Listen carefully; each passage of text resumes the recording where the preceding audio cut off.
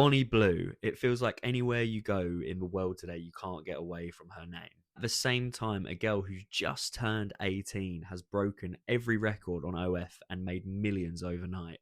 So what is going on? All of these stories highlight a part of our culture, a dark underbelly of it that we never really talk about. These stories represent a supply of a huge demand. None of these things would be happening if there wasn't such a big demand for it. And if we're being honest, young men of our generation, it's us. 1,000 people had to show up that day. Those millions of dollars had to come from somewhere. The individuals involved, Bonnie Blue and the OF girl, they are just the tip of an iceberg, a cultural iceberg. There's more of that content on the internet than the rest of the internet combined. So instead of getting distracted by the extreme media stories, these sort of highlighted individuals, you're better to look under the surface and recognize that what this represents is a huge problem, mainly from young men in today's society who are lonely and toxic and have an awful relationship with themselves and therefore an awful relationship with other people. And the way that manifests itself is these very human, very, the most fundamental urges and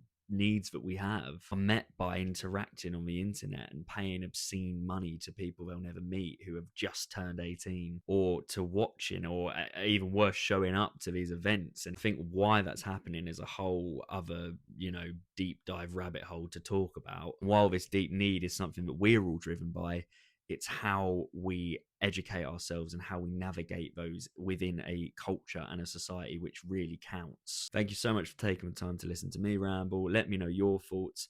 It's a weird time to be human, clearly, and follow me here and everywhere else to discuss that in a way which is hopefully some sort of enlightening. Thank you.